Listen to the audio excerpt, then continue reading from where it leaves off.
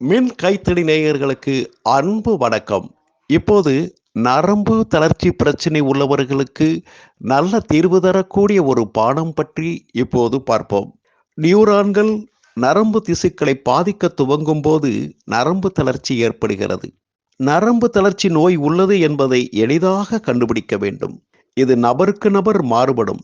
சிலருக்கு கைகால் தாடைகளில் நடுக்கம் ஏற்படும். அன்றாட வாழ்க்கையில் சுறுசுறுப்பாக இருக்க முடியாது. வேகமாக எதையும் செய்ய முடியாது. வேகமாக நடக்க முடியாது.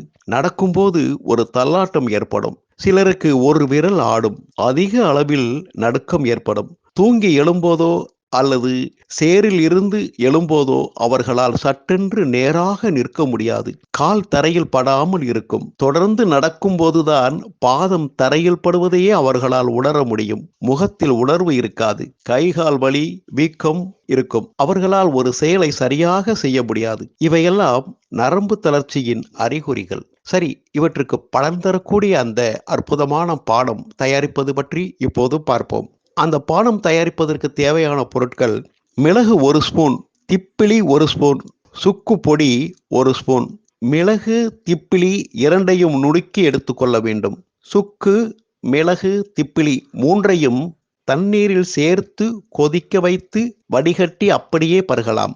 தேன் அல்லது நாட்டு சர்க்கரைகளை கலந்தும் பருகலாம். சர்க்கரை நோய் உள்ளவர்கள் இவற்றை தவிர்ப்பது நல்லது. காலையில் வெறும் வயிற்றில் 1 டம்ளர் தண்ணீர் பருகிய பின்னரே இதை பருக வேண்டும். இதை வழக்கமாக சாப்பிட வேண்டும். 10 நாட்களில் நிச்சயமாக மாற்றம் தெரியும். நரம்பு தளர்ச்சியின் அறிகுறிகள் படிப்படியாக குறைவதை காணலாம்.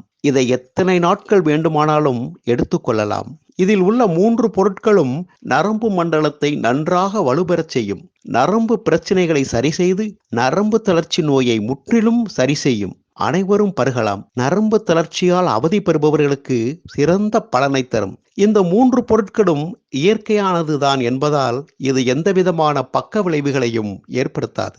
எப்போதும் நமது உடல் உபாதைகளுக்கு முதலில் இதுபோன்ற இயற்கை நிவாரணங்களை தேடிச் செல்ல வேண்டும். அது பலனளிக்கவில்லை என்றால் மட்டுமே மருத்துவரை அணுகுவது சிறந்தது. துவக்கத்திலேயே மாத்திரைகளை எடுத்து அவற்றால் ஏற்படும் பக்க விளைவுகளுக்கு ஆளாகக்கூடாது. நரம்பு தளர்ச்சியின் பாதிப்பில் சிறந்த முதல் உதவியாகத்தான் இந்த குறிப்புகள் பயன்படுகிறது. நாள்பட்ட தீவிரமான நரம்பு பிரச்சனைகளுக்கு மருத்துவரை அணுகி பலன் பெறுவதே சிறந்தது. நேயர்களே, மீண்டும் அடுத்த பயனுள்ள மருத்துவ குறிப்புகளில் உங்களை சந்திக்கிறேன். நன்றி, வணக்கம்.